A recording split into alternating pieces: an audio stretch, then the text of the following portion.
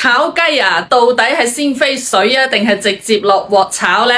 炒雞如果你直接落鑊炒嘅話呢，咁啊真係笑甩人隻大牙啦！作為一個廣東人，如果你連雞都唔識炒啊，咁啊真係生嚿叉燒好過生你啦！好多朋友呢都中意食炒雞嘅，今日呢，我教大家整返一道我哋酒樓炒到鑊底都穿晒窿嘅一個炒雞。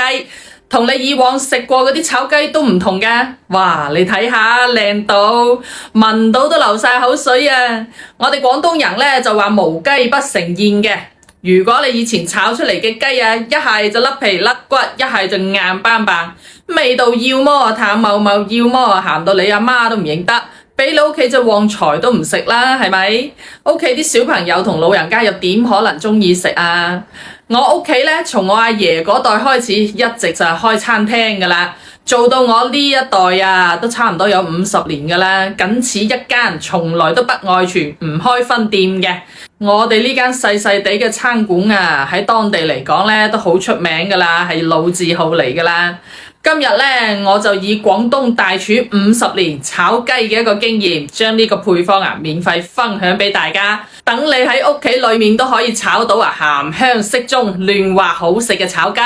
想唔想食呢？嗱，呢條視頻可能會顛覆你過往幾廿年對炒雞嘅認知，為咗避免以後你想對住嚟做嗰陣揾唔到我呢條視頻，大家就可以先點個唔使錢嘅小紅心同埋大拇指收藏起嚟，轉發俾你身邊中意食炒雞嘅屋企人同埋朋友，等大家一齊嚟學。其實方法就好簡單，有3個關鍵嘅步驟，認真睇，認真學啦。首先，新鮮嘅雞呢，佢係唔需要飛水嘅，你只需要好似我咁樣做，用淡鹽水浸10分鐘，咁樣可以浸出雞裡面嗰啲腥味同埋血水，營養都唔會流失㗎喎。然後開大火翻炒，炒到佢出油為止，咁樣食起嚟更加之好味，更加之惹味嘅。嗱，然後放蒜頭同埋小米辣，呢個時候重點嚟啦，大家一定要做好筆記啊！如果你炒餸嘅時候呢，淨係識得放蔥薑蒜，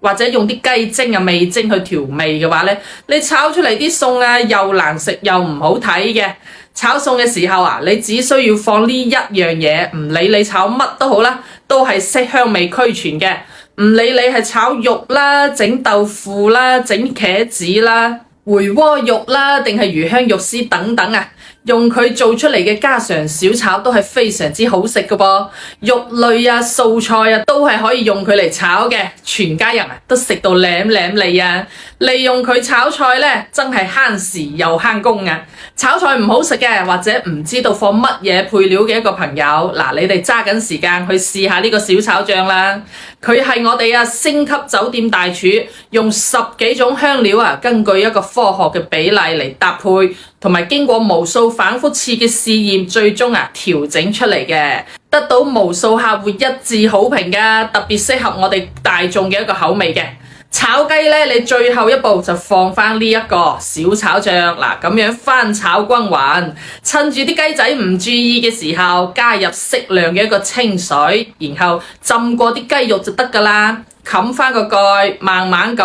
燜佢10分鐘之後就出得爐㗎啦。做法簡單又美味，如果你唔知道邊度可以買得到我哋呢個小炒醬嘅話呢，你可以點開我左下角頭像，裏面有個商品櫥窗，我已經幫大家準備好晒㗎啦。趁住我哋而家仲有活動喎，嗱，帶返啲返去試下啦。